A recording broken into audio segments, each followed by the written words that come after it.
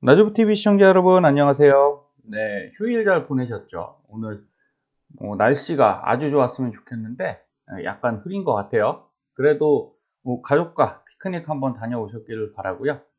아니면 쉬시는 것도 좋죠. 네, 머리를 맑게 만드셔야 됩니다. 제가 이제 어제 저희 멤버십 회원분들께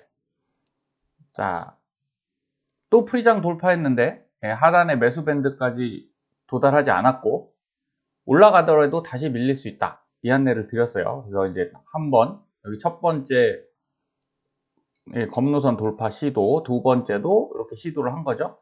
결국 어떻게 됐나요? 이게 두 번째 시도하고 또 밀려서 이제 세 번째 시도로 올라가고 있죠. 근데 세 번째라고 볼 수는 없어요. 왜냐하면 검노선 우선 올라갔거든요.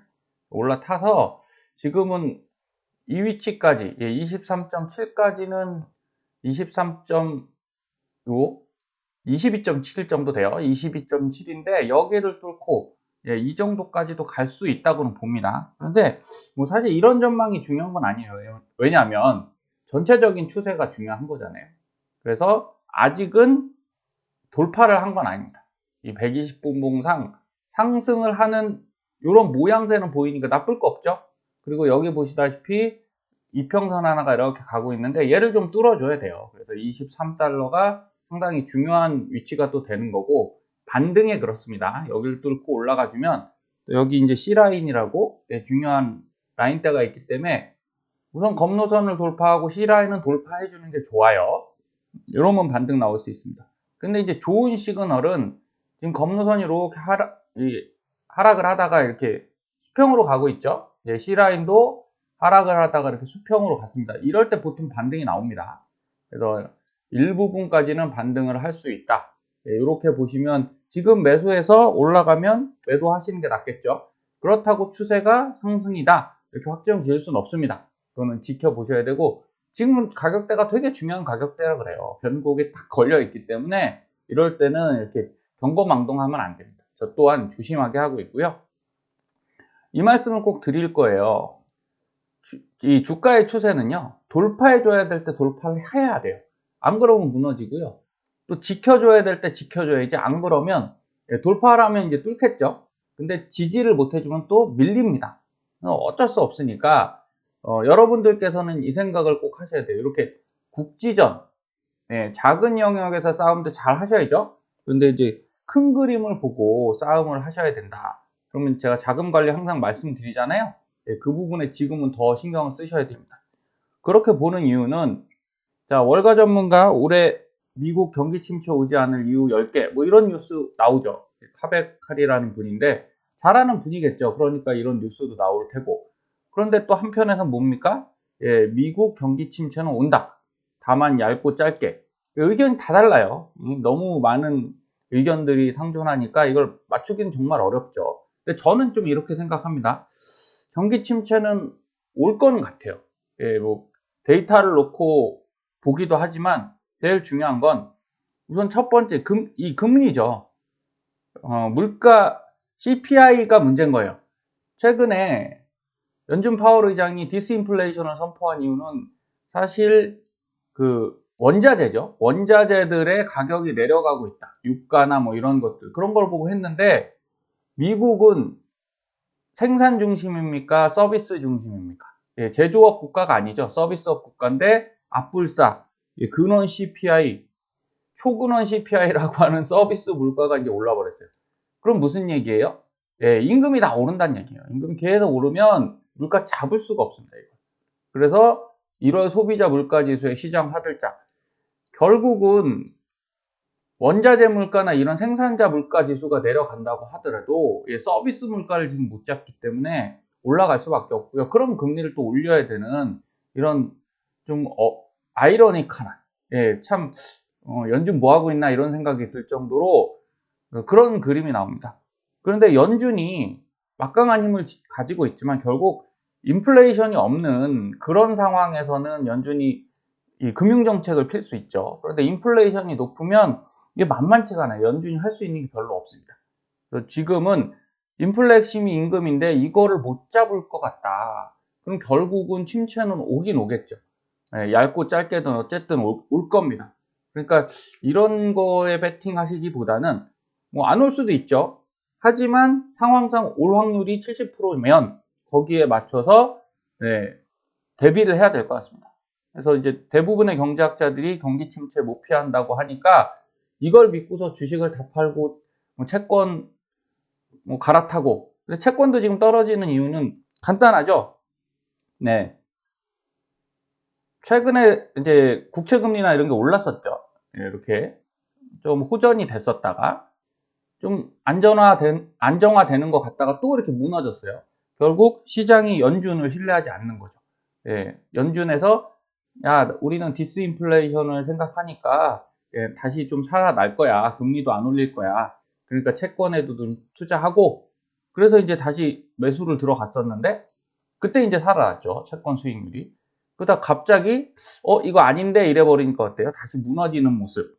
예, 이런 게 좀 반복될 것 같습니다. 그래서 채권도 앞으로 더 나쁘다 그런 건 아니에요. 채권은 어느 정도 바닥은 잡은 것 같은데 그래도 그 시기를 단정 지을 수 없다. 그러니까 우리도 네, 조심할 수밖에 없는 시장이다. 이것만 명심하시면 될 것 같습니다. 자, TQ 흐름은 말씀드린 대로 여기 횡보하고 있죠. 그래도 나쁜 흐름은 아니에요. 예, 이쪽에서 하락하던 흐름을 이제 상승으로 살살살살 뒤집고 있습니다. 그러면 어쨌든 이제 투자자 입장에서는 단기 상승도 뭐 호재라기보단 기회인 거죠. 그때로 활용하셔갖고 예수금을 더 확보하시고 매도를 잘 하시고 그러려면 매수를 해야겠죠. 그래서 저는 지금 매수를 하고 있습니다. 그리고 60분 봉상에서 보면 좀 복잡하지만 다른 거 스케일을 줄여놔서 그렇고요. 이것만 보시면 되세요. 자, 여기서 어땠습니까? 위쪽 밴드에 닿았죠? 주가가? 그리고 나서 밑으로 내려왔죠? 이렇게 내려오는데 그럼 아래쪽 밴드 다음은 어떻게 된다고요? 올라갈 수 있다고 말씀드렸잖아요. 예, 그래서 여기를 닫고 쭉 내려와서 이 밑에 단 닿았죠? 예, 그리고 여기 밑에 더 밑에까지 내려갔다가 지금 이렇게 올라가는 모양새를 보이니까 결국은 하락 이후에 살짝 반등하는 모양새를 보이고 있어요. 그러면 일부분 반등 가능합니다. 그래서 이 기회를 활용하실 분들은 활용하시고 뭐 밀리지 않았으면 좋겠어요. 저는 그 정도로 말씀을 드리겠습니다. 그래서 저도 지금 매수하고 있는 이유는 앞으로의 추세 상승을 예견해서가 아니에요. 단기간에 매수를 해서 또 단기간에 일부 트레이딩으로 수익을 낼 목적으로 하고 있는 거고요. 그래서 장기 계좌에 엄청나게 사고 있지 않습니다. 두 번째 세컨 계좌에 조금씩 담아가고 있으니까 여러분도 그런 걸 잘 확인하시면 좋을 것 같아요. 자, 가장 큰 문제는 이게 또 문제라면 진짜 심각한 문제일 수 있어요. 여러분 뭐 겁먹으시라고 드리는 말이 아니라 그냥 현실을 정확히 보자는 거죠. 얘는 나스닥 100입니다. TQ로 보면 우리 진짜 많이 내려왔거든요. 몇 번 말씀드렸지만 여기 보시면 자,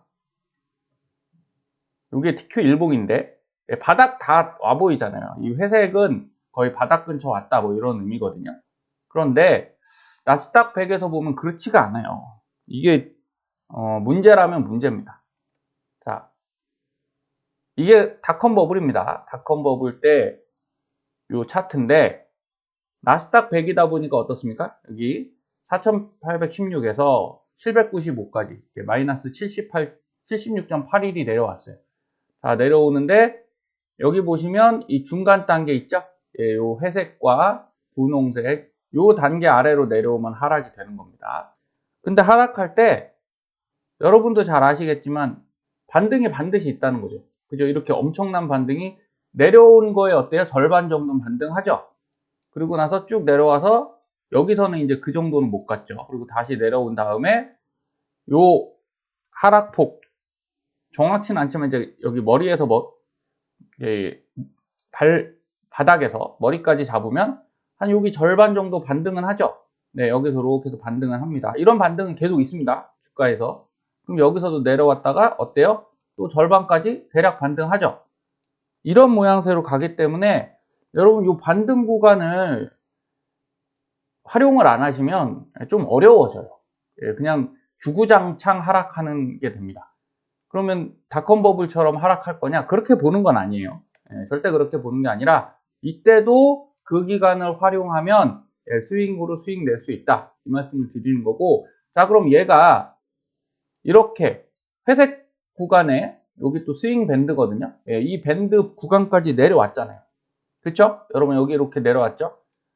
하나, 둘, 세 번째까지 다 왔습니다. 이러면 거의 바닥인데, 자, 그 다음에 2008년도 보겠습니다. 얘에 비해서 귀엽죠? 예, 귀엽습니다. 그런데 얘가 떨어질 때 어떻게 떨어졌어요? 내려왔다가 요 회색이죠? 회색 영역 바로 위쪽 상단 박스에서 지지받고 올라가더니 그럼 이 구간도 계산해 보면 절반 정도 된다는 거예요. 하락폭의 절반 정도를 반등을 해주는 거죠. 반등해주고 그 다음에 내려왔다가 어떻게 됩니까? 그냥 또 그만큼을 내려가 버려요. 그럼 얘도 상당히 쉽지는 않았던 구간인데 얘는 당연히 제일 어렵고요. 미국 20년 동안 이 회색 박스에 간 경우는 깊이 내려가서 유지됐다는 얘기죠. 3번밖에 없습니다. 한 번, 두 번, 그 다음에 어디겠어요? 지금이요, 지금. 여기 보시면 2010년도부터 이제 그 다음 것까지입니다. 없잖아요. 네, 회색 안 갑니다. 그동안 10년 동안은 장기 우상향이 될 수밖에 없었던 거예요. 계속 올랐으니까 회색을 간 적이 없어요. 그러다 여기 잠깐 코로나 때 갔다가 다시 바로 올렸죠. 그러니까 이 데이터를 보시고 하면 안 돼요. 이 데이터를 보고 투자를 하시면 안 되고, 왜? 간 적이 없으니까. 그쵸? 근데 이번엔 갔단 말이에요. 여기를 갔고 이렇게 갔을 때 이번에 두 번째 이게 반등이 이렇게 가고 이렇게 가는 건데, 이게 2008년형 반등이죠. 내려간 만큼 여기서 이제 절반 정도면 이 검노선쯤 될 겁니다. 그래서 13,000까지 튀어 올랐다가 다시 내려간다. 그럼 2008년형 그 반등 하락이 되는 거고요. 만약에 여기서 별 힘 못 쓰고 이렇게 내려간다. 그러면 닷컴 버블급이 되는 거죠. 그럼 여기까지 가야 되잖아요. 그럼 진짜 한 7,000 나오죠? 차트에 그런 모양새는 나와 있습니다. 그렇게 보시는 거고, 대신 이게 두 개 다 없고 여기서 이제 우리가 노랜딩 기분 좋게 가면서 경기 침체 안 생기면서 이렇게 올라간다. 그러면 또 유지가 되는 거죠. 우상향이 유지가 돼서 버블이 다시 끼게 됩니다. 근데 중요한 건 버블이 맞다는 거죠. 여기도 과히 싼 구역은 아니니까 나스닥을 이제 많이 보세요. 차트를. TQ 중심으로 우리가 16달러 바닥을 중심으로 평가를 하면요, 굉장히 안전해 보입니다. 그런데 나스닥을 보면 아직 이 구간이 상당히 좀 부담스럽거든요. 그래서 여러분들도 TQ 투자를 하지 마시라는 게 아닙니다. 저는 하시라고 항상 말씀드리는데, 반드시 뭘 준비하시고요? 예수금을 준비해 놓고 대비를 하고, 그리고 이 아래까지 내려갔을 때 여러분 이 가격 정말 좋은 가격이잖아요. 만약에 간다면 지금 안 싸거든요. 지금 절대 저렴하지 않아요. 더 싼 구간이 있을 수 있으니까 그때를 한번 인생 역전의 기회로 쓸 수 있는 거지, 지금은 인생 역전의 기회 정도의 가격은 아닙니다. 그래서 꼭 명심하시고, 자, 매수를 할 때 어떤 거를 중점적으로 생각하시냐? 지금은 장기 투자를 중심으로 매수하지 마십시오. 스윙 거래를 위해서 매수를 하셨으면 좋겠고, 하락을 하더라도 정해진 가격에 사시면서 예수금 확보를 하셨으면 좋겠습니다. 뭐 말씀은 이렇게 드리지만 제가 상승을 원하는 건 당연하죠. 저도 투자자니까. 여러분들도 이런 부분만 유념하셔서 오늘 또 추가 상승 가능한 포지셔닝이에요. 지금 위치가 딱 그렇습니다. 그래서 많이 올라가길 기원하고요. 편안한 밤 되시면 좋겠습니다. 감사합니다.